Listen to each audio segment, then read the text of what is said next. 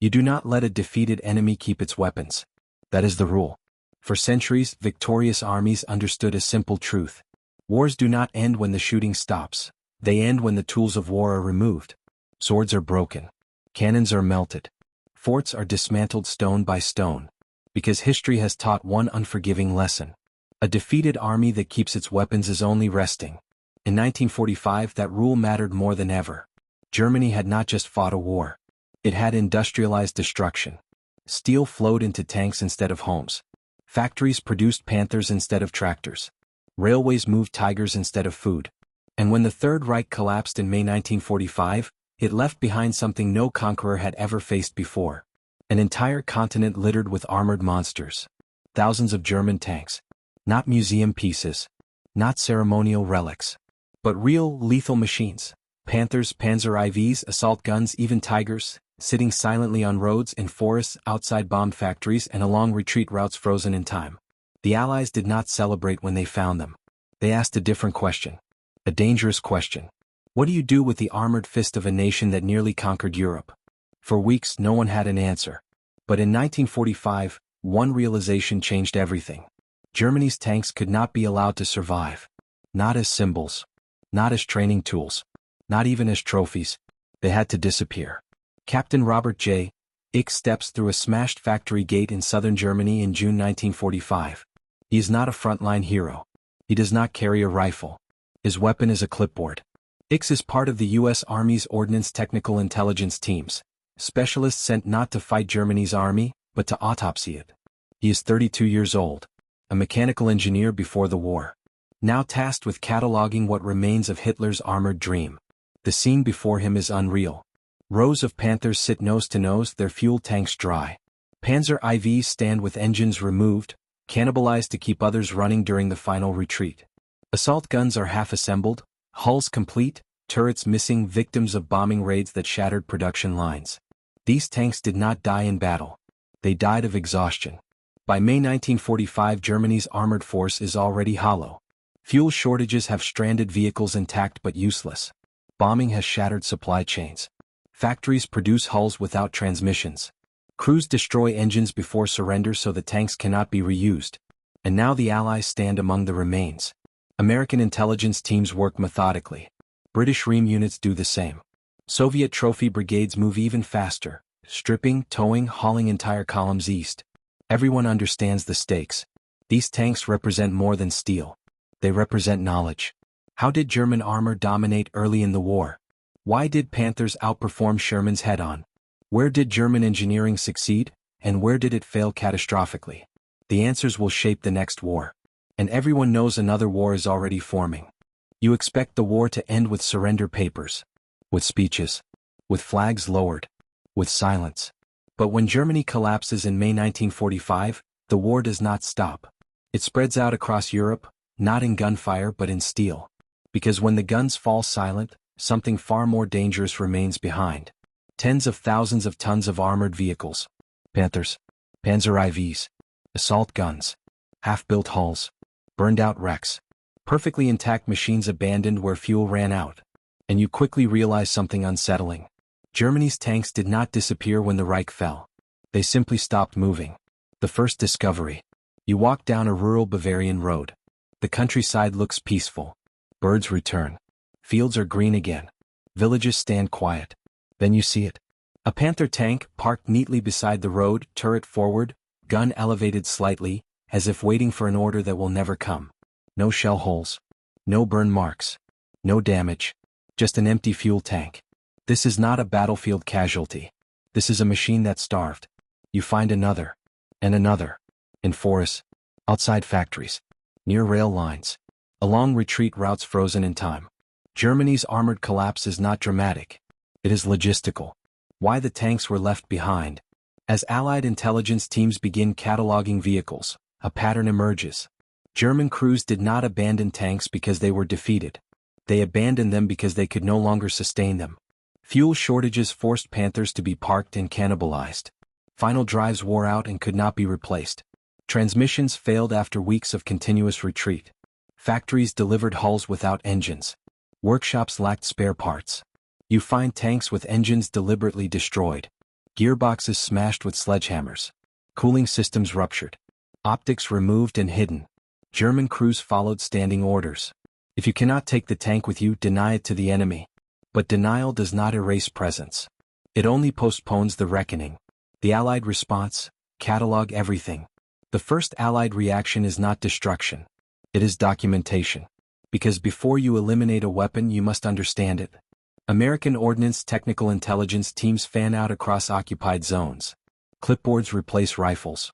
Measuring tools replace grenades. At Oberursel. At Geldorf. At Hassenbeck. Every vehicle is logged. Serial numbers. Armor thickness. Gun type. Production date. Some tanks are nearly new. Others are skeletal shells, stripped of radios, optics, even engines. You find prototypes. Incomplete hulls. Experimental armor arrays. Unfinished turrets intended for wars Germany never had time to fight. These are not combat vehicles. They are industrial ghosts. Shipping the enemy home.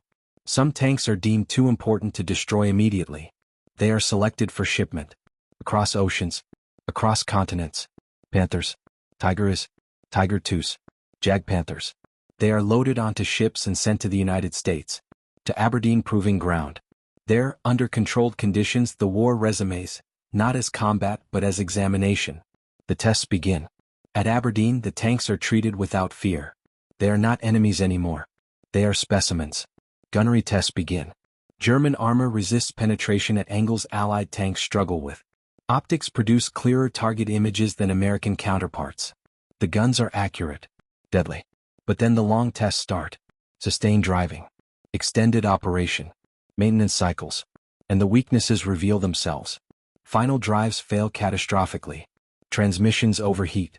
Repair times stretch endlessly. A Panther that dominates a battlefield for hours becomes a liability over weeks. Engineers record everything. The conclusion is unavoidable. Germany built tanks for short, decisive wars, not long ones. British and Soviet findings. The British conduct similar tests inside Germany. Their verdict matches the American one. Excellent design philosophy. Disastrous field sustainability. The Soviets are less sentimental. They test. They confirm. They move on. Captured tanks are used briefly for training. Once spare parts disappear, the tanks follow. Into scrap. The Red Army does not preserve myths. It removes threats. The question no one wants to ask. By late 1945, Allied commanders faced the real problem. Not how to study German tanks, but what to do with the thousands that remain. They cannot all be shipped. They cannot all be stored.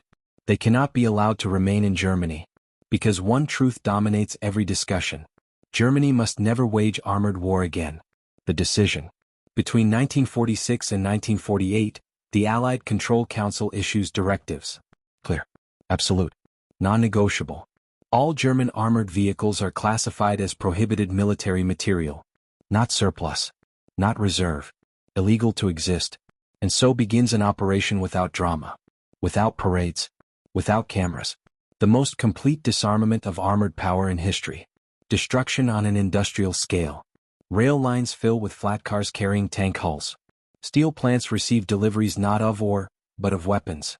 At Essen. At Bochum. At Magdeburg. Workers cut Panthers apart with torches.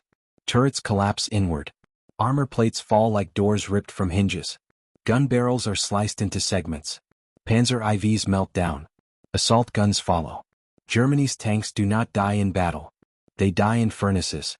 The steel flows back into the country they once tore apart. Bridges. Factories. Homes. War is recycled into peace. The quieter disappearance. Not all tanks go to factories. Some are pushed into rivers to reinforce embankments. Others are buried in quarries. In Austria, Panthers vanish under soil to prevent erosion. In forests, tanks become foundations. Over time, nature finishes what policy began. Grass grows. Trees return. Steel rusts into earth. The machines disappear without witnesses. Target practice. Some tanks survive only to be destroyed again. At firing ranges. British gunners test new ammunition.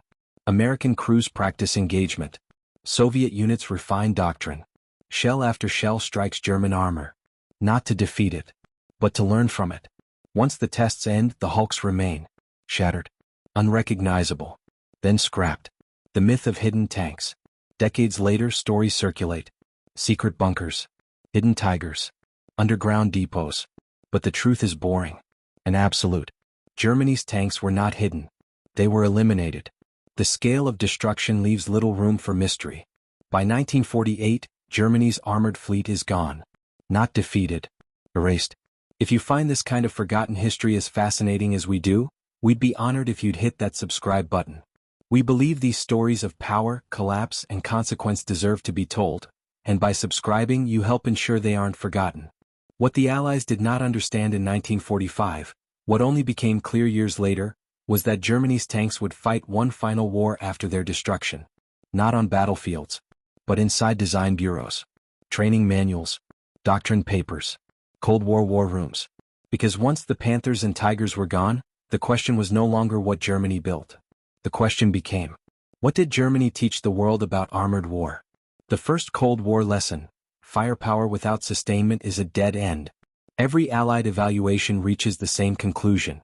German tanks were terrifying at first contact, but they could not be sustained. That realization strikes American planners hard, because the United States is now facing a different kind of war. Not blitzkrieg, but global conflict.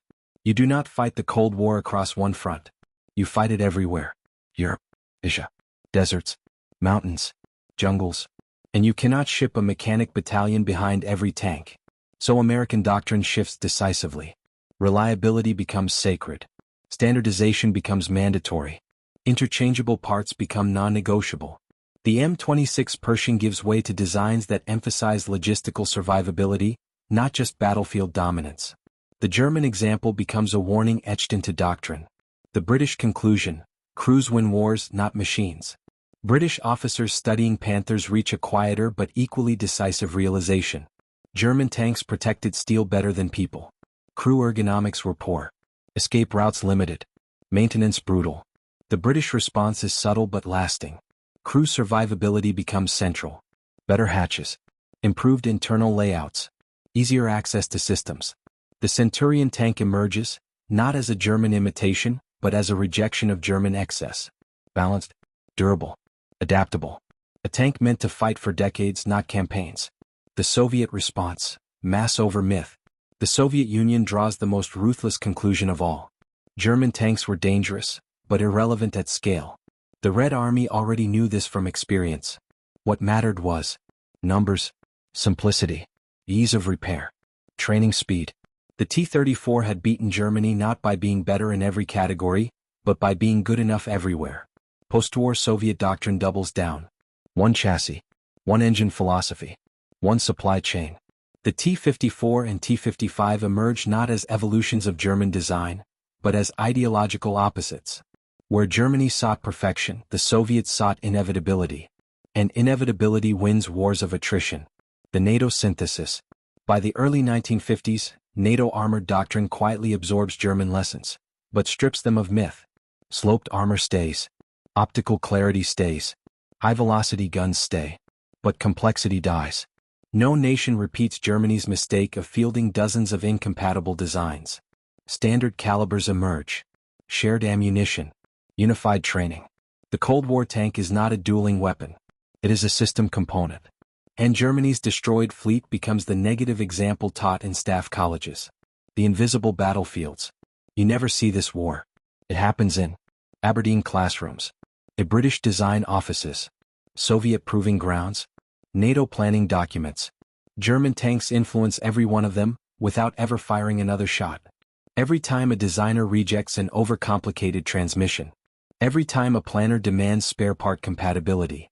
Every time a general insists a tank must be reparable in the field. That is a Panther being remembered. And rejected. The most important realization. What no one admits publicly, but everyone understands privately, is this. Germany did not lose because its tanks were bad. Germany lost because its tanks demanded more than the nation could give. The Cold War is built around that realization. Because the next war, if it comes, will not be short. It will not be decisive. It will not forgive logistical fantasy. And every army that prepares for it does so with Germany's wrecked armor in mind. The final doctrinal shift. By the 1960s, the lesson is fully absorbed. A tank is no longer judged by kill ratio, armor thickness, gun caliber, It is judged by mean time between failure, fuel efficiency, repair hours, supply footprint. Germany's armored legacy becomes paradoxical. It advances tank design by proving what not to build. And that may be its most enduring contribution to modern warfare. The Panthers are gone. The Tigers are gone. The Panzer divisions are gone. But the consequences of their destruction remain embedded in every Cold War tank that follows. Silent, unacknowledged, permanent. What Germany built to dominate Europe ended up teaching the world restraint. And that lesson, paid for in melted steel and lost empires, still shapes how wars are prepared for today. Captain Robert J.